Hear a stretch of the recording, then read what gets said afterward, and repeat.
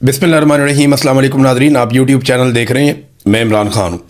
Nadreen, 9 मई को एक false flag operation हुआ था। ये इमरान खान साहब का और पाकिस्तान तहरीक इंसाफ का मुकदमा है। वो ये कहते हैं कि लोग सिर्फ एहतजाज करने के लिए गए थे।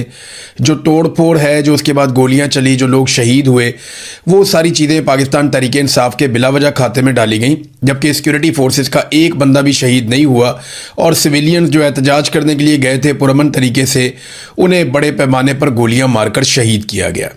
और 9 मई का एक बयानिया बनाकर पाकिस्तान तहरीक इंसाफ को नेस्तो नाबूद करने की कोशिश की गई। अब उसी तरह का बयानिया एक मरतबा फिर तैयार किया जा रहा है। और इंटरेस्टिंग बात यह है कि वही सहाफ़ी, वही टाउट्स, वही दानिश्वर दोबारा से इस्तेमाल हो रहे हैं जो पहले भी 9 मई के बयानिए के लिए इस्तेमाल किए गए थे। अब ये जो एक रावलपिंडी में वाक़या पेश आया, GHQ में दाखिल होने की कोशिश की मुबैना तौर पे एक शख्स ने, और फिर बाद में पता चलता है जनाब वो शख्स जो है वो गोली उसने चलाई, फिर उसके ऊपर गोली चली। पहले खबर ये आती है कि जो 3 सिक्योरिटी फोर्सेस के अहलकार हैं वो गोलियां लगने से जख्मी हुए और ये शख्स जो है वो उसमें मारा गया। बाद में खबर आती है नहीं, एक जख्मी हुआ और मामूली जख्मी हुआ। फिर पता चलता है जो एक जख्मी हुआ उससे भी गोली नहीं लगी। तो इस शख्स ने गोली चलाई किस पर? देखिए, मैं अभी ये नहीं कह रहा कि ये शख्स बिल्कुल बेगुनाह है और ना मैं ये कह रहा हूं कि ये शख्स गुनाहगार है। ये दोनों चीज़ें जो हैं वो तहकीकात के बाद पता चलेंगी। पाकिस्तान तहरीक इंसाफ के साथ क्योंकि इसे जोड़ा जा रहा है, लिहाजा उन्होंने भी एक मुतालबा किया है। लेकिन आपको मैं चंद तस्वीरें दिखाना चाहता हूं। ये तस्वीर कुछ लोगों ने ट्वीट की हैं। इन तस्वीर को देखकर ही मुझे बहुत सारी चीज़ें ऐसी दिखाई दी जिन पे यकीन नहीं किया जा सकता कि ये कैसे हो सकता है। मिसाल के तौर पे ये एक तस्वीर आप देखें, यहाँ पे एक टोपी पड़ी हुई है, एक जूता पड़ा हुआ है और एक पिस्तौल पड़ा हुआ है। ये 3 चीज़ें पड़ी हुई हैं। ये जूते पे खून लगा हुआ है, मुबैना तौर पे ये उसका जूता है। जो बंदा मारा गया वहाँ पे मोहम्मद हुसैन, खैबर का रहने वाला, पाकिस्तान तहरीक इंसाफ से इसका ताल्लुक था। तो ये बताया गया कि ये उसका जूता है। जूते के ऊपर ब्लड भी लगा हुआ है, यानी इस आदमी का खून भी निकला। और तो कोई ऐसा नहीं है जिसका खून निकला जिसे गोली लगी। तो इस शख्स को गोलियां लगी तो इसका ये जूता खून से भरा हुआ है। अब एक ऐसी तस्वीर जिसमें ये शख्स लेटा हुआ है ज़मीन पे, उसमें इसके दोनों पैरों में जूते हैं। अगर आप गौर करें दूसरी तस्वीर, मैं ये आपको दिखा नहीं सकता, ब्लर करके ही हम थोड़ा सा आपको दिखा पाएंगे। डेड बॉडी पड़ी हुई है इस आदमी की, लेकिन इस आदमी के दोनों पैरों में जूता है। अब एक आदमी जिसके दोनों पैरों में जूता है, थोड़ी देर के बाद एक तस्वीर आती है जिसमें एक जूता पड़ा हुआ है, एक पिस्टल पड़ा हुआ है और एक टोपी पड़ी हुई है। फिर आप दोबारा पहली वाली तस्वीर पे जाएं तो वहां पे आपको दिखाई देता है कि टोपी सड़क पे पड़ी हुई है। जाए वकूआ पे जब शवाहिद इकट्ठे किए जाते हैं तो किसी भी चीज़ को हाथ नहीं लगाया जाता। और दोबारा आप पहले वाली तस्वीर में जाएं तो टोपी जो है फुटपाथ पे पड़ी हुई है, नीचे सड़क पे नहीं है। फिर एक तस्वीर में जूता उस आदमी के पाँव में है और एक तस्वीर में जूता जो है वो सड़क पे पड़ा हुआ है। तो मुर्दा आदमी तो अपना जूता नहीं उतार सकता। तो ये तस्वीर जब बनाई गई हैं तो एविडेंस कलेक्शन की तस्वीर है। तो ये जो एविडेंस कलेक्ट किया गया और तस्वीर जारी की गई, क्या इस जाए वकूआ को तरतीब देकर बनाया गया? एक तो सवाल ये पैदा होता है कि जाए वकूआ जो है वो एक दूसरे से तस्वीर मुताबिकत नहीं रखती। फिर मैं आपको कुछ चीज़ें और दिखाता हूँ। ये देखिए आप, ये नाजरीन पिस्टल है। ये जिस हालत में पिस्टल पड़ा हुआ है ना, इस हालत के अंदर अगर पिस्तौल पड़ा हुआ हो ना तो इसका मतलब ये होता है कि इसकी आखिरी गोली भी फायर हो चुकी है।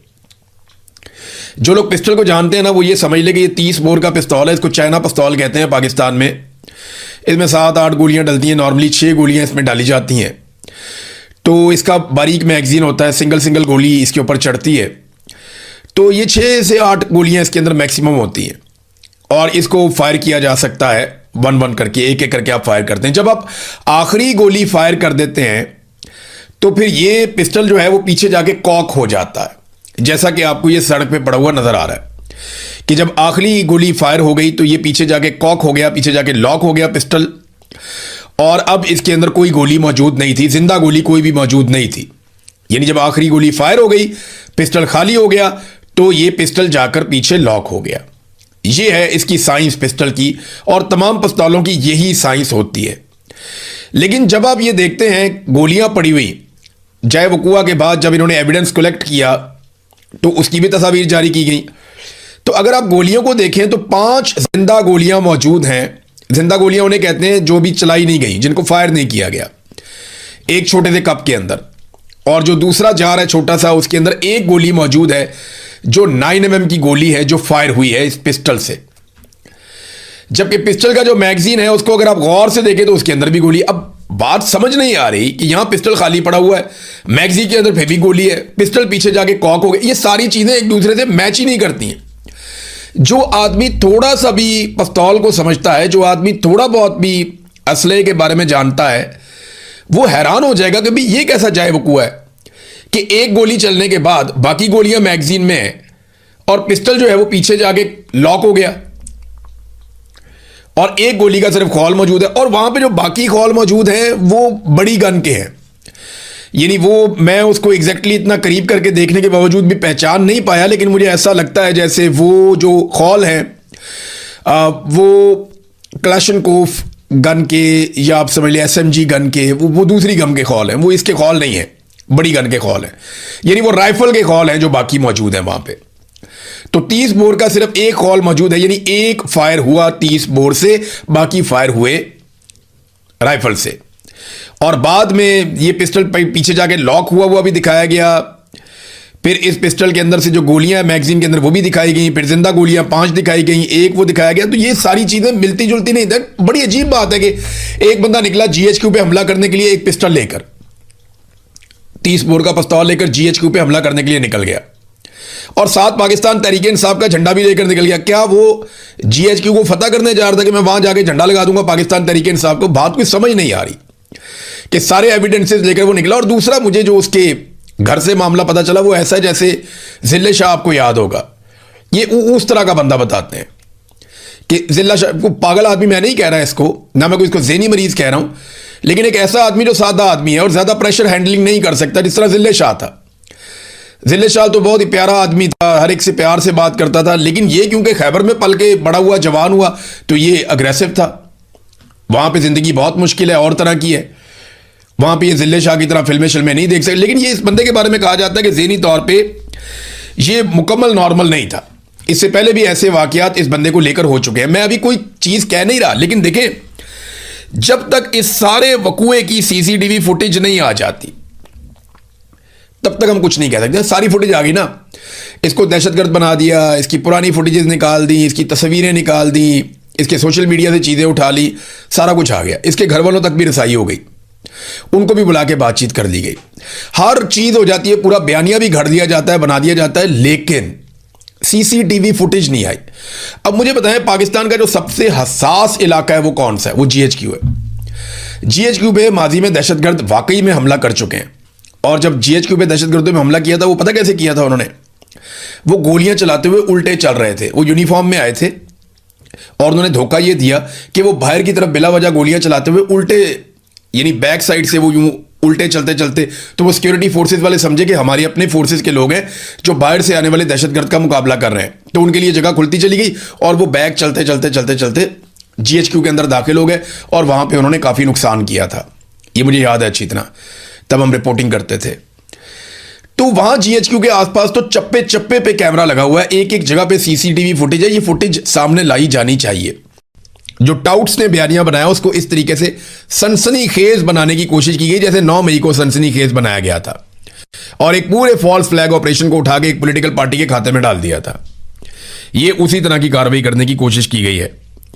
सुहेल आफरीदी से इसका जो एक राब्ता रजिस्टर्ड हुआ वो 2024 की जनवरी में हुआ था कि जनवरी 2024 में, अब तक की इतला के मुताबिक जो इंफॉर्मेशन बाहर आई, जनवरी 2024 में इसका सुहेल आफरीदी से राब्ता हुआ था इलेक्शन से पहले। और इलेक्शन से पहले तमाम लोगों से ही राब्ते करते रहते हैं, जो मर्जी जिसको मर्जी टेलीफोन कर लेता है। तो ये कोई अजीब या अचंभे की बात नहीं होती, ये होता रहता है। बहरहाल अब ये एक इंसिडेंट हुआ है, लेकिन इसको ऐसे पोर्ट्रे किया जा रहा है जैसे एक दहशतगर्द जमात है, उन्होंने दहशतगर्द भिजवा दिए और उन्होंने कातलाना और खुदकुश हमला करवा दिया। ऐसा नहीं है। PTI एक पुरअमन पॉलिटिकल जमात है, जिस तरह बाकी जमातें पॉलिटिकल जमातें हैं और वो पुरअमन एहतजाज पे बिलीव करती हैं, ऐसे ही PTI भी करती है।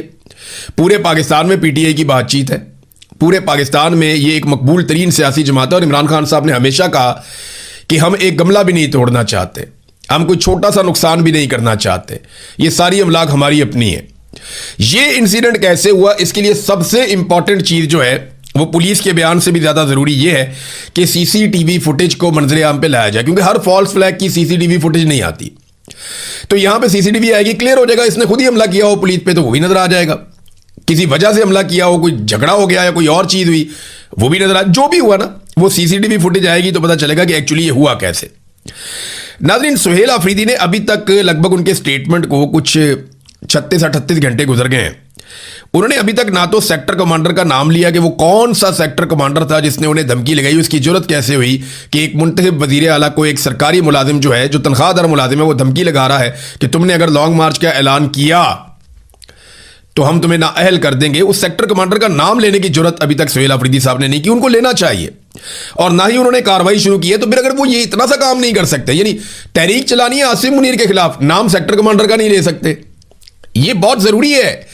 अगर तो इन्होंने इस सिस्टम को टैकल करना है तो इमरान खान साहब एक बात कहते थे कि जो तुम्हें धमकी दे वापस धमकी दो उसको, जो तुम्हें डराए उसको एक्सपोज करो। इमरान खान साहब ये बार बार कहते थे। तो सुहेल अफरीदी साहब को कम से कम यहां पे स्टैंड लेना चाहिए और उनको एक इजलास बुलाना चाहिए सूबाई असेंबली का, वहां पे करारदाद भी आनी चाहिए, सेक्टर कमांडर को एक्सपोज करना चाहिए ताकि आइंदा वो ऐसा ना कर सके। अब अगर वो उन्होंने इसलिए नाम ले लिया है कि मैं पहले ही नाम ले लेता हूं, थोड़ा सा बता देता हूं, नाम नहीं लेता लेकिन थोड़ी सी बात निकाल देता हूं ताकि कल को मुझे हटाने से पहले वो 10 दफा सोचे कि मैंने तो ये बात खोल दी थी, तो ये अगर इस तरह उन्होंने इस्तेमाल किया तो एक अलग बात है। देखिए, सुहेल अफरीदी को सियासी शहीद बनने की बजाय जो है तहरीक के लिए स्ट्रीट मूवमेंट चलानी चाहिए, जिसका इमरान खान साहब ने लगभग 1 साल पहले कहा था कि ये चलाई जाए। अब जब सुहेल अफरीदी ने ये नाम लिया था ना, अब मुझे वहां पे सहाफियों ने एक दो चीजें बताई। उन्होंने कहा अब सुहेल अफरीदी ने ये नाम लिया ना कि सेक्टर कमांडर ने मुझे धमकी लगाई है, तो बाद में पीटीआई के लोग पीछे आए सहाफियों के और उन्होंने बाद में कहा, सफाइयां देते रहे कि जनाब ये तो मुंह से निकल गई बात, स्लिप ऑफ टंग हो गई, हम ये बात करना नहीं चाहते थे, हमारे मुंह से ये बात निकल गई। भाई निकल गई है तो अब उसके ऊपर पैरा दें और आप बताएं कि किसने किया, क्यों किया, कैसे किया, किस वक्त किया और उस पर कानूनी कार्रवाई कौन सी होनी चाहिए। एक और चीज मैं सुहेल अफरीदी साहब से गुजारिश करना चाहता हूं और वो इस बात पर तवज्जो दें। मुझे 1 नहीं 2 नहीं 3 नहीं ज्यादा लोगों ने और बार बार ये बातें बताई हैं, अलग अलग सोर्सेज ने ये बातें बताई हैं कि अब्दुल हादी उर्फ पतंग और एक हैं जनाब नवीद साहब जो इनके भाई हैं सुहेल अफरीदी के, और एक इदरीस साहब हैं जो गालिबन इनके चचा हैं। मेरी सिर्फ इतनी गुजारिश है कि अभी तहरीक का टाइम है, आप इन पे नजर रखें और ना सिर्फ इनके ऊपर नजर रखें बल्कि आप इन्हें कंट्रोल करें। ये लोग लगातार जो कर रहे हैं वो कोई भी पॉलिटिकल आदमी कभी भी बर्दाश्त नहीं कर सकेगा, उसका बोझ नहीं उठा सकेगा। ये लोग सुहेल अफरीदी के रिश्तेदार हैं, अब्दुल हादी उर्फ पतंग हैं, इदरीस नामी है उनके चचा है गालबन, फिर एक उनके भाई भी हैं। तो इन चीजों का ख्याल रखना पड़ेगा उन्हें, उनका करियर अभी शुरू हुआ है। अब फौज जो है वो मिलिट्री ऑपरेशन जो कर रही है खैबर पख्तूनख्वा में, इस पे ज़हीम लगारी साहब ने एक सवाल पूछा था। ज़हीम लगारी साहब का सवाल बड़ा इंपॉर्टेंट था, मैं उन्हीं के ट्वीट से आपको जवाब पढ़ के सुनाता हूं। उन्होंने सवाल किया कि खैबर पख्तूनख्वा में मिलिट्री ऑपरेशन जारी है जबकि इमरान खान साहब ने आपको वजीर आला इसीलिए बनाया था कि आप ऑपरेशन रुकवाने के लिए किरदार अदा करें। सुहेल अफरीदी साहब ने वादे जवाब दिया कि फौज वहां ऑपरेशन कर रही है, जबरदस्ती ऑपरेशन कर रही है और बदमाशी के साथ ऑपरेशन किया जा रहा है, ड्रोन फौज खुद कर रही है और बदमाशी से कर रही है। सुहेल अफरीदी के मुताबिक सूबाई हुकूमत की मुखालफत के बावजूद खैबर पख्तूनख्वा में ऑपरेशन मुसल्लत किया जा रहा है।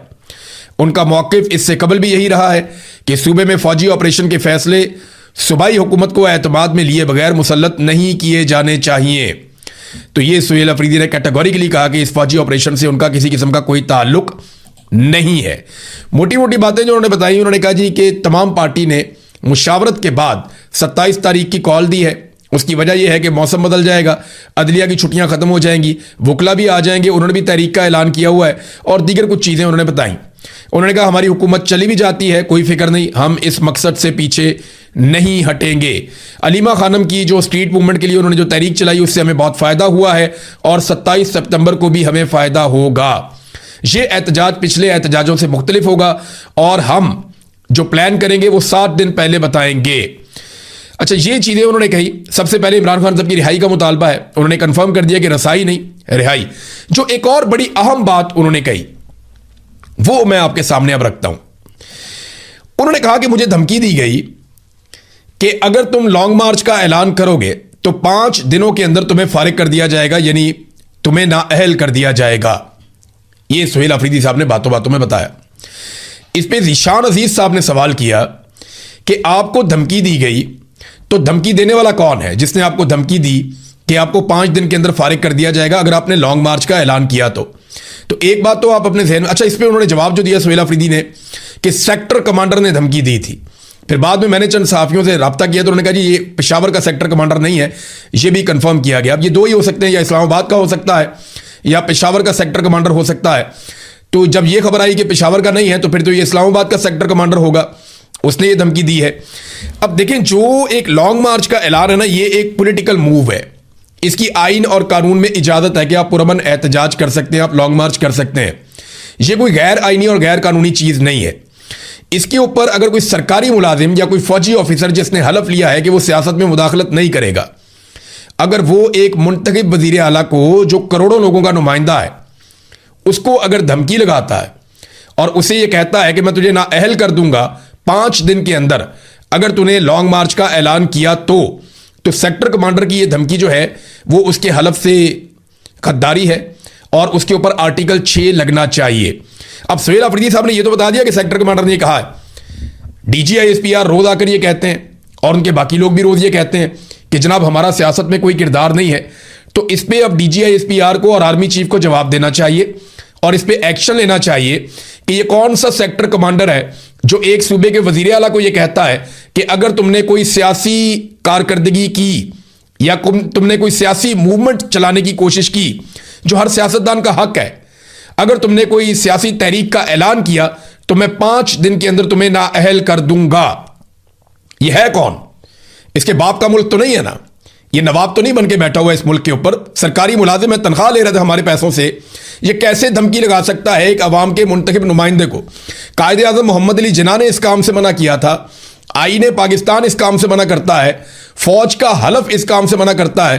तो एक सेक्टर कमांडर कैसे एक मुंतखब वजीर आला को, जो अवामी मुंतखब नुमाइंदा है, जिसको अवाम लेकर आई है, जिनके पैसों से वो सेक्टर कमांडर तनख्वाह लेकर अपने बच्चे पालता है, अपने बच्चों को पढ़ाता है, खुद भी रोटी खाता है, अपने घर वालों को भी रोटी खिलाता है, वो कैसे उसे धमकी लगा सकता है कि 5 दिन के अंदर तुम्हें नाअहल कर दिया जाएगा?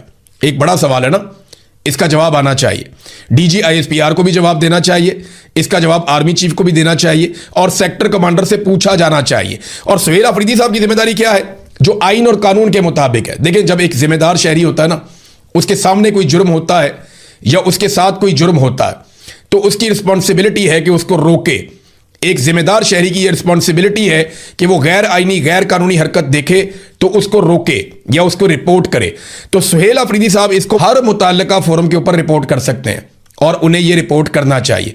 इस मामले को सूबाई असेंबली में उठाना चाहिए, इसके ऊपर एक करारदाद लानी चाहिए कि एक सेक्टर कमांडर ने धमकी लगाई, इस सेक्टर कमांडर का नाम भी मंजर आम पे लाना चाहिए और सूबाई असेंबली में उसके खिलाफ करारदाद पेश करनी चाहिए, उसे पास करवाना चाहिए। इस मामले में पुलिस को FIR दर्ज करने का कहना चाहिए। अगर पुलिस FIR ना दर्ज करे तो मजिस्ट्रेट के पास जाना चाहिए और उससे ऑर्डर लेना चाहिए कि यह FIR दर्ज की जाए, क्योंकि वजीर आला को धमकाया गया है कि तुम्हें नाअहल कर दिया जाएगा अगर तुमने लॉन्ग मार्च का ऐलान किया तो। और इसके साथ साथ GHQ को लेटर लिखना चाहिए, बाकायदा DGISI को भी लिखना चाहिए कि आपके सेक्टर कमांडर ने धमकी लगाई है, ताकि निज़ाम एक्सपोज तो हो ना। तो ये वजीर आला को फौरी तौर पे इक़दामात लेने चाहिए ताकि आइंदा के लिए ये रास्ता तो बंद हो गया, जो आता है दिल करता है धमकी लगाता है, जो आता है दिल करता है गिरबान पकड़ लेता है, जो आता है वो कहता है जी मैं फैसला करूंगा बंद कमरों के अंदर। तो नाजरीन, अब एक और, ये तो हो गया सुहेल अफरीदी वाला चैप्टर, बहुत सारी चीजें उन्होंने क्लियर की हैं, लेकिन इम्तिहान बड़ा सख्त है। सुहेल अफरीदी साहब पे तनकीद के बहुत निश्तर चले, बहुत ज्यादा।